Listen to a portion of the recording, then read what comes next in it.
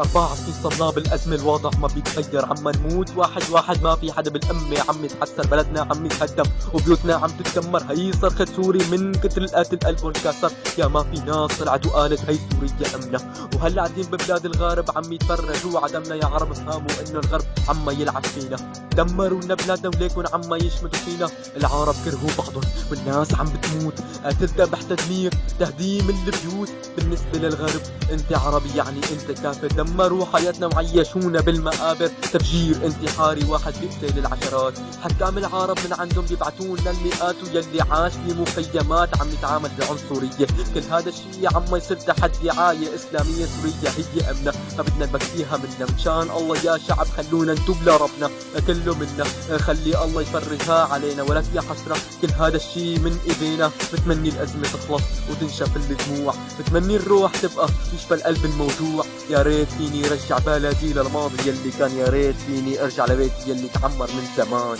فتحت عيوني ما عرفت شو عم بيصير ببلادي، دمار قاتل سوريا عم تصرخ وتنادي. الياسمين دبل من الحزن والألام، يا سوريا لا تبكي رح يرجع فيك السلام. يا ناس اصحوا شوفوا شو عم بيصير، يا عالم فيقوا وقفوا، حمام الدم سوريا عم تموت، لك وين راح الضمير؟ سوريا انت امنا ولحنا عم نشعر بالندم، لحنا السبب عم نقتل بعضنا بايدينا، والغارب قاعد عم يتفرج علينا. يا سوريا سامحينا لا تبكي بترجاكي، الشعب السوري خلص لا حيوقف معاكي. خلونا ننسى الاسى ونرجع لايام زمان، بدنا نطهر قلوبنا من الحقد والانتقام.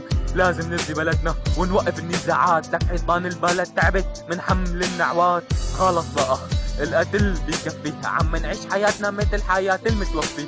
هي صرخة سوري عم يعيش حياته على الفاضي، كل العالم بتحلم بالمستقبل الا نحن بنحلم بالماضي. متمني الازمة تخلص تنشف الدموع، متمني الروح تبقى ويشفى القلب الموجوع. يا ريت فيني رجع بلدي للماضي يلي كان، يا ريت فيني ارجع لبيتي يلي انبنى من زمان.